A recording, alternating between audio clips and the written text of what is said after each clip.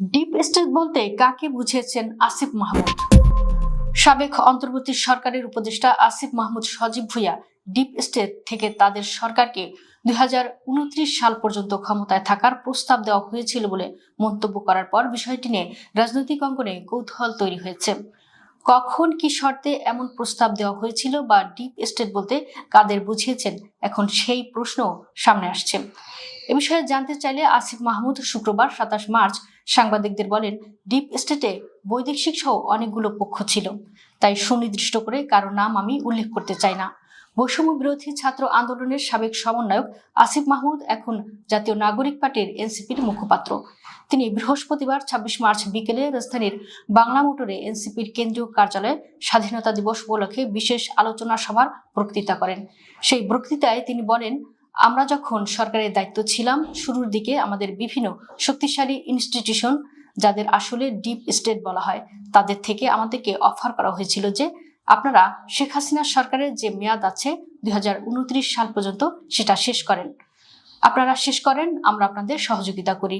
আসিফ মাহমুদ বলেন, তাদের সার্টেন কিছু শর্ত ছিল যে তাদের কিছু কিছু জায়গায় ফ্যাসিলিটেট করা এবং তারা পুরো রোডম্যাপও করে নিয়ে আসছিল যে বিএনপি নেতাদের তো সাজা আছে, তো সাজা থাকলে সাধারণভাবে নির্বাচন দিলেও তারা নির্বাচন করতে পারবে না, তো তাদের সাজাগুলো আদালতের মাধ্যমে লেনদি দীর্ঘায়িত করে আপনারা তো জানেন সেটা কিভাবে করা যায়।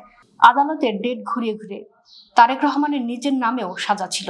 তিনি যদি সাজাপ্রাপ্ত অবস্থায় থাকতেন, নির্বাচন হলেও তিনি বাংলাদেশের নির্বাচনে অংশগ্রহণ করতে পারতেন না। কিভাবে ক্ষমতায় থাকা যায় সেই কৌশল সাজিয়ে দেওয়া হয়েছিল বলে উল্লেখ করে সাবেক এ উপদেষ্টা বলেন, আমরা কিন্তু সেটাই সায় দেইনি। আমরা সবসময় গণতন্ত্রকেই সামনে রেখেছি এবং সেটার প্রতি কমিটমেন্ট অন্তর্বর্তী সরকারের ছিল বলেই নির্বাচনটা হয়েছে। নির্বাচন যেন প্রশ্নবিদ্ধ না হয় সেজন্য আমরা নিজেরা আগ বাড়িয়ে পদত্যাগ করে চলে আসছি। এই বক্তব্যের বিষয়ে জানতে চাইলে আসিফ মাহমুদ বলেন, অন্তর্বর্তী সরকারের প্রথম ৩-৪ মাসে বিভিন্ন আলোচনায় ডিপ স্টেটের দিক থেকে এই প্রস্তাব দেওয়া হয়েছিল যে তাদের কিছু স্বার্থ রক্ষা করে তারা অন্তর্বর্তী সরকারকে দীর্ঘদিন রাখতে আগ্রহী।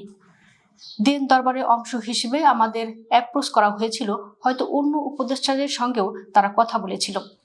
আওয়ামী লীগের ফ্যাসিস্ট শাসনের কার্যক্রমকে বৈধতা দেওয়ার মতো বিষয় সেই প্রস্তাবে ছিল বলে দাবি করেন আসিফ মাহমুদ। তিনি বলেন, অন্তর্বর্তী সরকার ডিপ স্টেটের সেই প্রস্তাবে আগ্রহ দেখায়নি, সরকার নির্বাচন দেওয়ার ব্যাপারে দৃঢ় প্রতিজ্ঞ ছিল, ফলে সরকার তাদের ডিপ স্টেটের সঙ্গে সমঝোতায় যায়নি। তবে এই ডিপ স্টেট কারা সেটা আসিফ মাহমুদ স্পষ্ট করে বলতে রাজি হননি। অন্তর্বর্তী সরকার ক্ষমতায় হস্তান্তর করেছে 5 সপ্তাহ আগে। আসিফ মাহমুদ ছাড়া ওই সরকারের আর কোনো উপদেষ্টা এখন পর্যন্ত ডিপ স্টেট বা 2029 সাল পর্যন্ত ক্ষমতায় থাকার প্রস্তাব ছিল এমন কিছু বলেননি। তবে এনসিপির আহ্বায়ক ও সাবেক অন্তর্বর্তী সরকারের উপদেষ্টা নাহিদ ইসলাম গত 10 মার্চ রাজশাহীতে এক অনুষ্ঠানে বলেছিলেন, শরীফ ওসমান হাদী হত্যাকাণ্ডের পেছনে জড়িত ছিল ডিপ স্টেট।